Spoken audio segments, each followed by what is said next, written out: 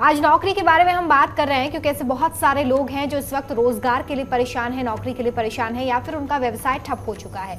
तो ऐसे में आपके लिए सही विकल्प क्या होगा, कौन से छोटे उपाय करने हैं आपको, इसके बारे में आचार्य जी बता रहे हैं। आचार्य जी, अलग अलग क्षेत्रों में लोग अपना करियर बनाना चाहते हैं, अलग अलग क्षेत्रों में काम करना चाहते हैं। तो ऐसे में अगर कोई मेडिकल क्षेत्र में अपना करियर बनाना चाहता है या नौकरी पाना चाहता है तो वो कौन से उपाय कर सकता है? बिल्कुल, अगर आप देखिए क्या होता है कि किस क्षेत्र में आप जाना चाहते हैं ये बहुत निर्भर करता है।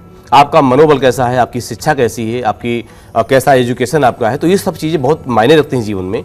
तो अगर आप मेडिकल क्षेत्र में जाना चाहते हैं, उसमें आपका मन बना हुआ कि भाई हमें ये काम करना ही करना है, तो आपको इस क्षेत्र में जा करके अक्सर इसमें उपाय के लिए बहुत अच्छा उपाय आपके लिए होता है, बहुत सरल उपाय आप जो कर सकते हैं।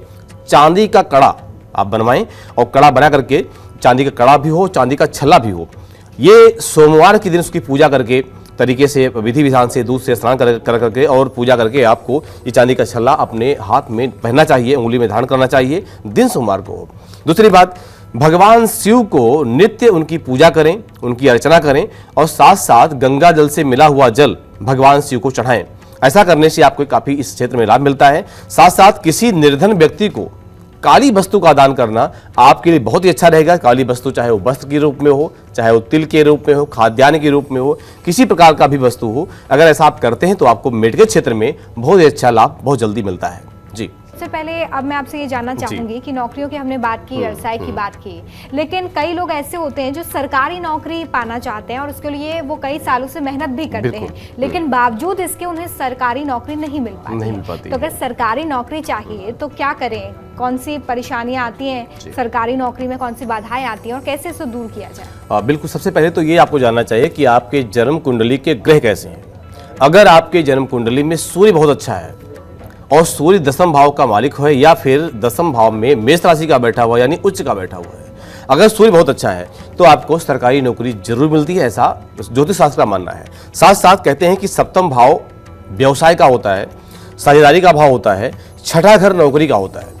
जब द्वितीय दसम व एकादश भाव का संबंध आपस में हो, ये आपस में कनेक्टेड हो या दृष्टिपात आपस में हो रहा हो, सप्तम भाव से हो रहा हो तो जहाँ तक व्यवसाय करता है, और छठे भाव से अगर संबंध है तो नौकरी करता है। अब यहाँ पर सरकारी नौकरी की जो बात होती है तो यहाँ पर जैसे सूर्य हो गया आपका, गुरु बहुत अच्छा हो और गुरु मीन राशि का बैठ जाए या कर्क राशि का चंद्रमा के साथ योग बना करके दसम भाव में बैठ जाए तो उस स्थिति में सरकारी नौकरी जरूर मिलती है। ऐसे लोगों को मेहनत करना चाहिए और बहुत मेहनत कर रहे हैं आप, बहुत प्रयास भी कर रहे हैं लेकिन फिर भी नहीं मिल रही, तो इन ग्रहों को जरूर देखना चाहिए, यानी किसी अच्छे ज्योतिषी से आपको जन्म पत्रिका का विश्लेषण जरूर करना चाहिए, क्योंकि भाग्य का होना, सही होना, दसम भाव का उच्च होना, बलवान होना, ये बहुत ही इंपॉर्टेंट रखता है कि आपके ग्रह कैसे हैं।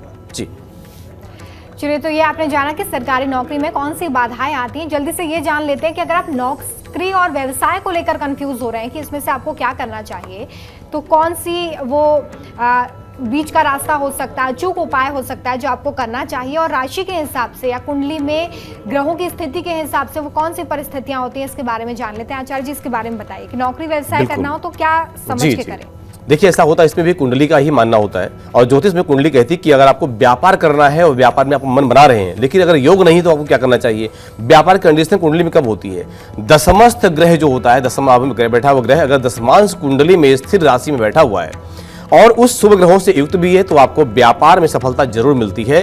दशमांश के लग्न का स्वामी साथ साथ लग्नेश दोनों एक ही तत्व की राशि के हो तो उस स्थिति में व्यापार के प्रबल योग बनते हैं। हम बात करते हैं नौकरी की कि नौकरी के योग कैसे बनते हैं, तो यहाँ क्या होता है कि दशमस्थ ग्रह दशमांश कुंडली में चर राशि में हो और अशुभ ग्रहों से युक्त हो, उस स्थिति में जहाँ तक नौकरी करता है, साथ साथ नौकरी सरकारी हो या प्राइवेट, ये तो ग्रहों के कंडीशन के ऊपर होता है कि ग्रहों किस तरह के रहे हैं, वहां पर किस तरह क्या होने वाला है।